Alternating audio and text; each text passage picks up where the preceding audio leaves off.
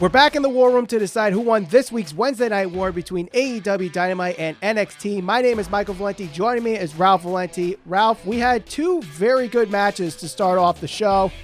We had FTR retaining their AEW Tag Team Championships against the Best Friends, and on NXT, Undisputed Era became the number one contenders for the NXT Tag Team Championships in a match against Danny Burch and Oney Lorcan. Now, last week, I said that NXT had a good match, but the finish kind of ruined it. This week, AEW Dynamite had the good match, but their finish kind of ruined it.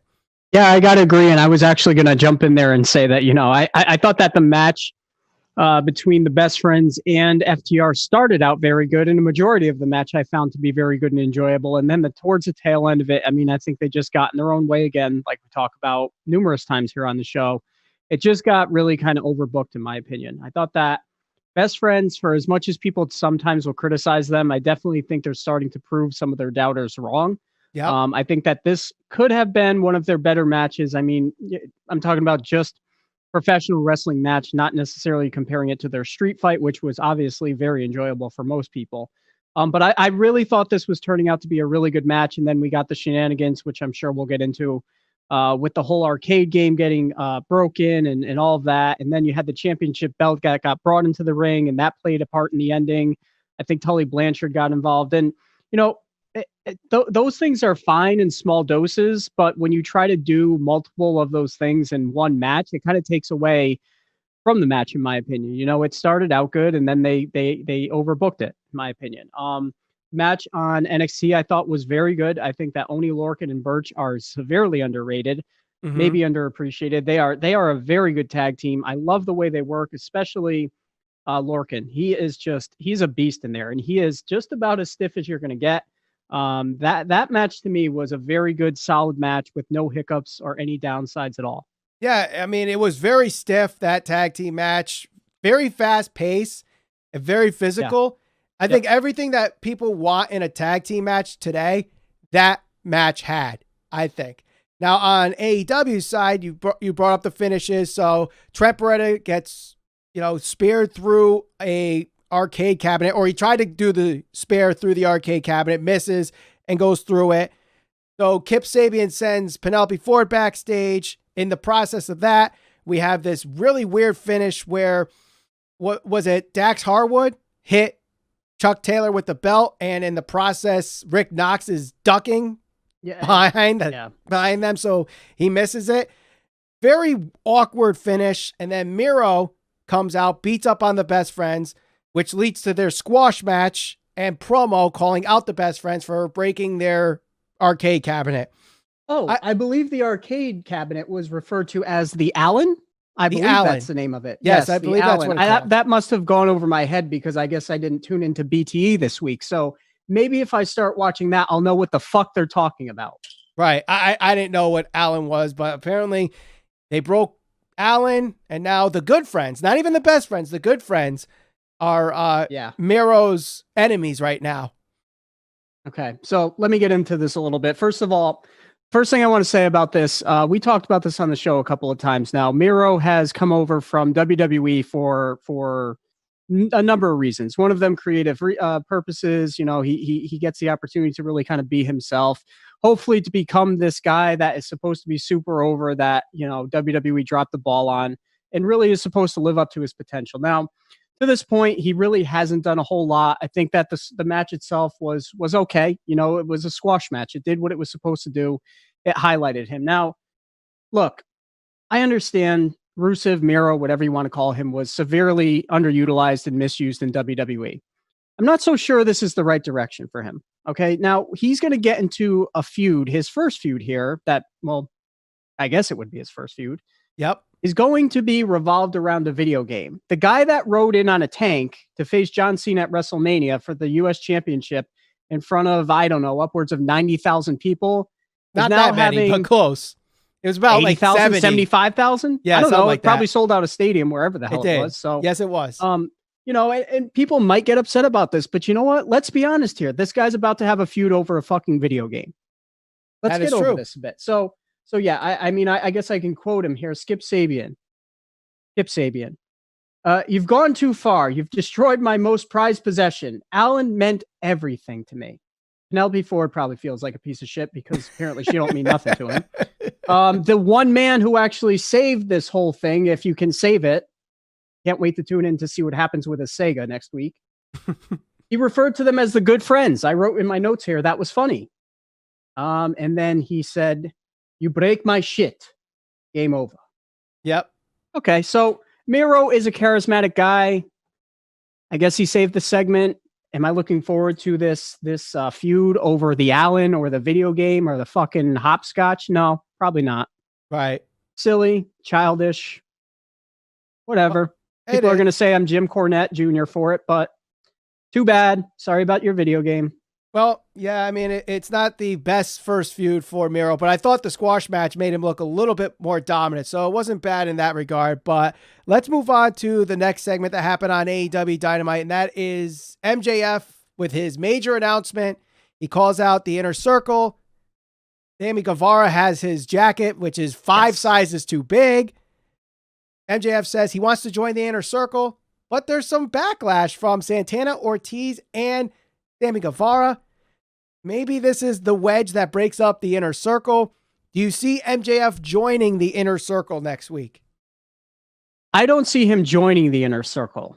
I think that eventually, one way or another, this is going to end up being where some members of the Inner Circle leave the Inner Circle to go join whatever faction MJF is going to create. I mean, going back to what he originally said, he said that he was going to try to join some type of faction because he said that's the only way you can really get ahead in AEW. That was going back about 3 weeks ago, I think. So segment itself, I thought was good. I thought that there was a lot of little subtle things that MJF was doing to poke fun at Chris Jericho without actually coming out and poking fun at Chris Jericho. So we talked about his hair.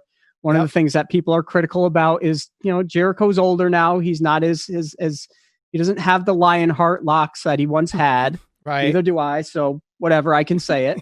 He talked about his body, and then he referenced his pipes and his arms and his biceps. And really, I think he was trying to point out that a lot of people talk about the fact that people body shame Chris Jericho because he's a little heavier now.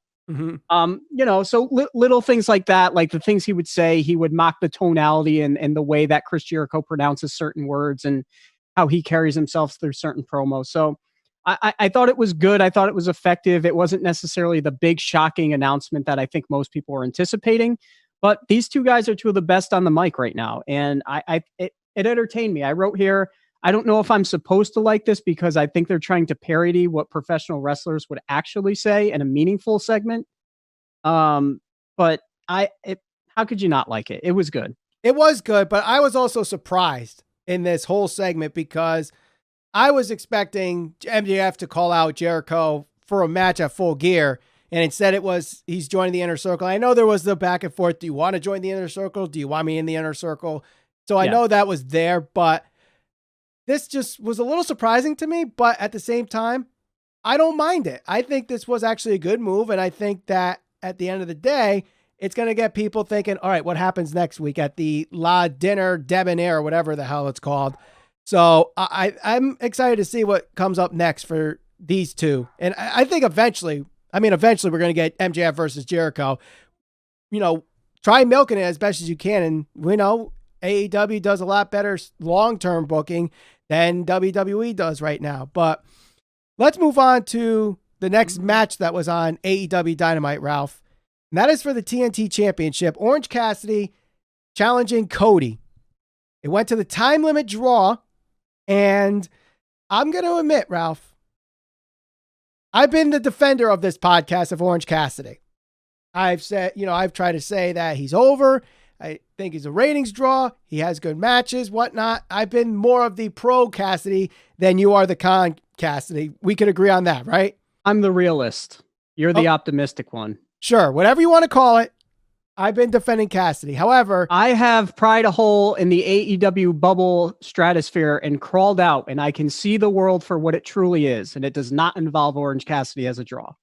Well, a lot of people enjoyed this match. Some people, I saw Dave LaGreca and Bubba Ray Dudley on Busted Open Radio. really talking about how Orange Cassidy is over with the crowd. I mean, for the fact that the guy freaking got a pop out of a collar and elbow tie-up, that's got to say something. But regardless, this match, to me, did not really kick into gear until the 19-minute mark. I know it's gotten mixed reviews from what I've seen on social media. There's people that absolutely love this match. But to me, I think it was a little underwhelming. Yeah, and this was kind of the tale of the night for some of the matches here. I felt like some parts of the matches I really liked, and then for whatever reason, there were certain parts of most of the matches throughout the night on AEW, at least, that I really didn't like at all. Look, Orange Cassidy is what he is. If you like Orange Cassidy, you probably like this match. If you don't like Orange Cassidy, you probably didn't enjoy this match.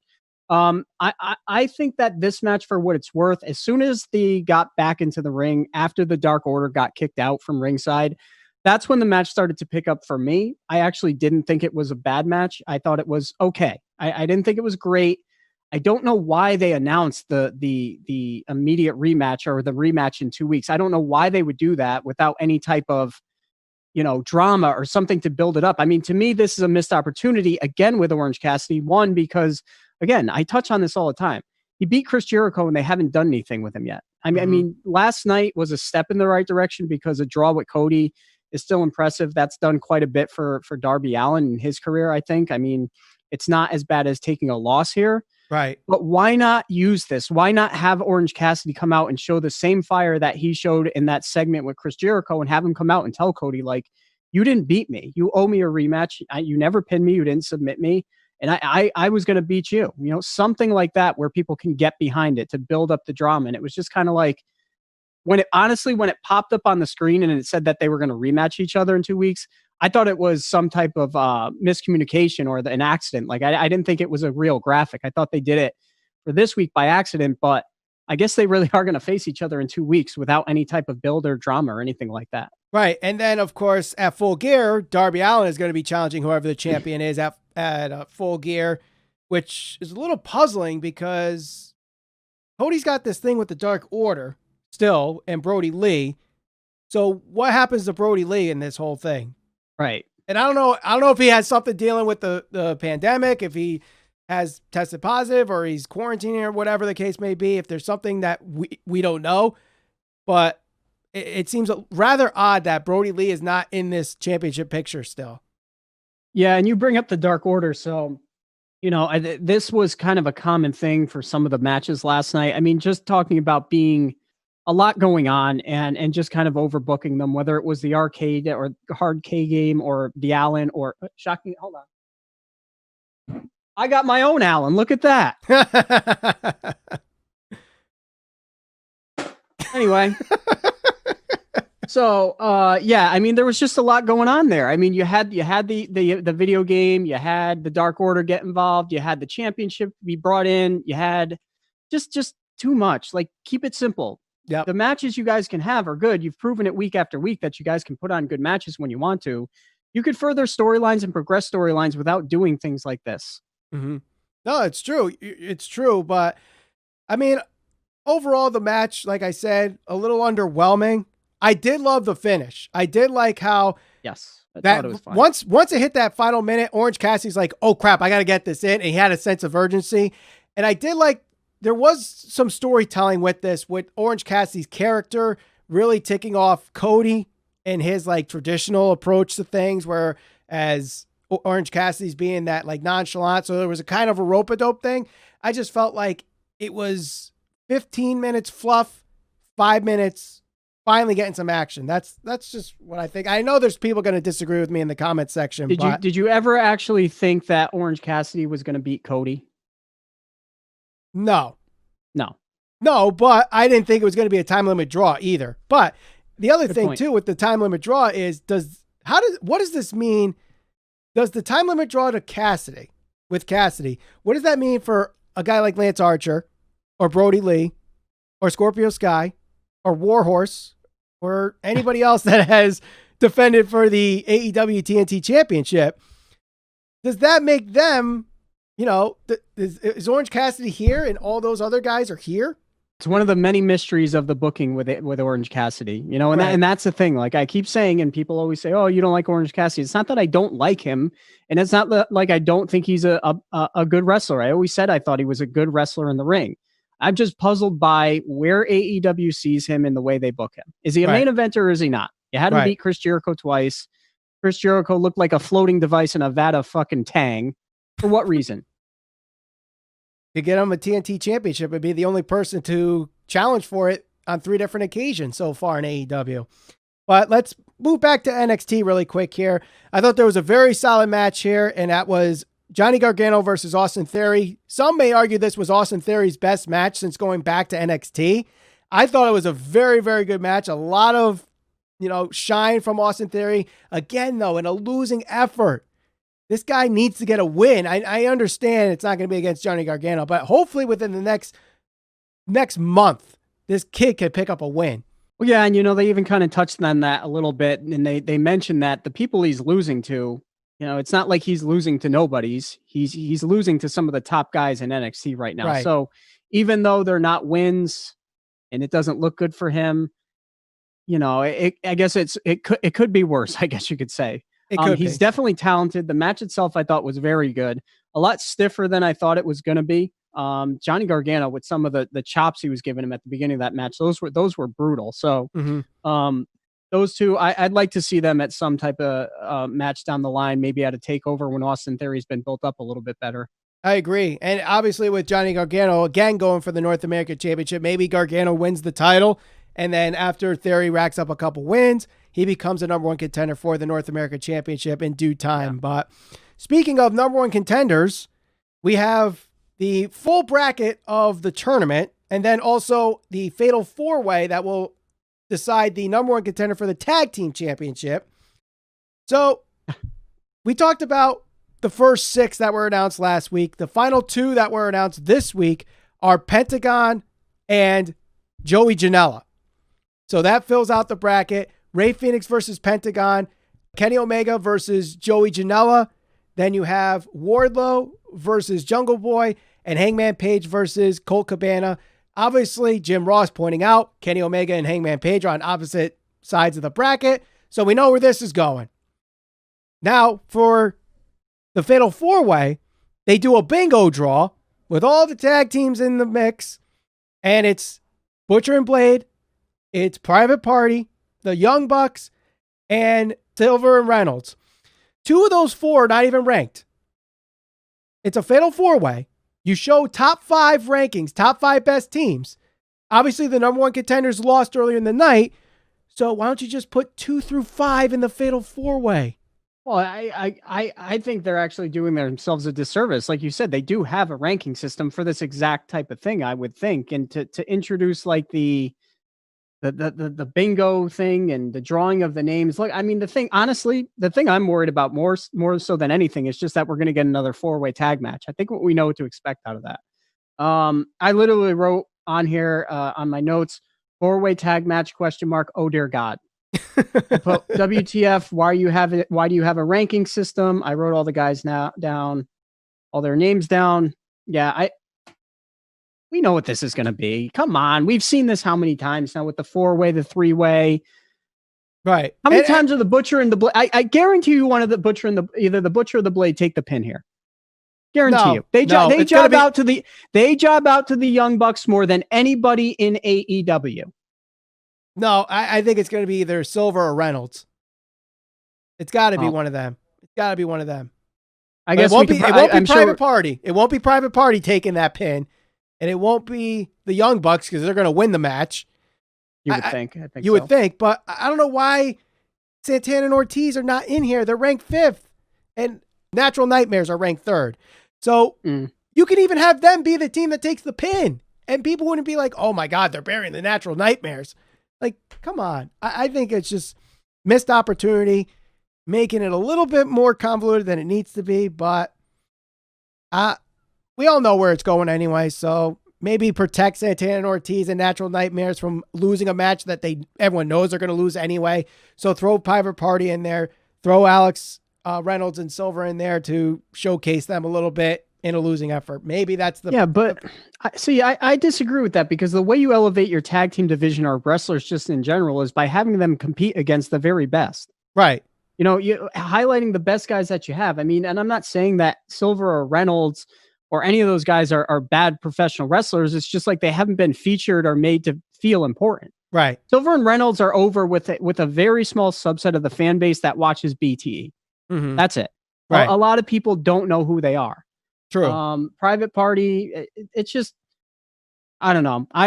We will see what will happen, but I have seen more than enough 4-way tag matches in AEW or 3-way tag matches or whatever. I think I know what I'm going to expect out of this, but we'll see. Right. All right. So one of the matches I was really highly anticipating last night was the women's championship match between Hikaru Shida and Big Swole.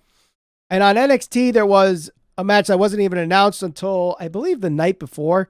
It was Shotzi Blackheart versus Candice LaRae, number 1 contender for the women's championship. Yeah. This here is a great indication of where the women's divisions are for both brands. Hikaru Shida, I've said numerous times, has been the best women's wrestler on the roster for AEW. Night in and night out, she usually has a very good match, probably one of the best matches in the women's division. When you look at all their matches, she's probably in most of, if not all, the top 10 matches in the women's division. Number 5 PWI women ranking, I believe. 6. She was number 6. Yep. All the top 5 were all WWE women, but rightfully so. Right. So now Shotzi Blackheart and Candice LaRae, like I keep every week that passes by, I'm getting more and more impressed by Shotzi Blackheart.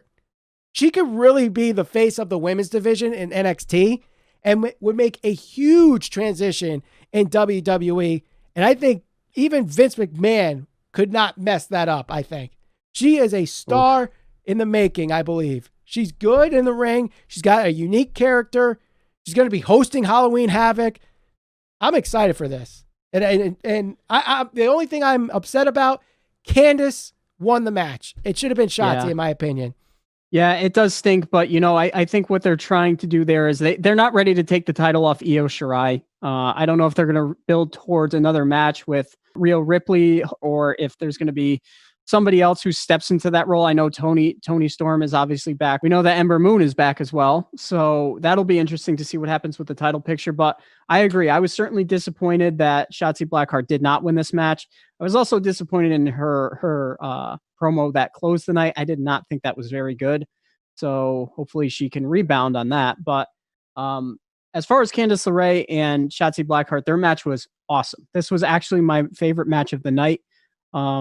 And I say it all the time. NXT continues to impress me with their women's division. Week in, week out, I know that I can watch NXT and get a good quality match out of any of the women that are performing. So I thought that match was great.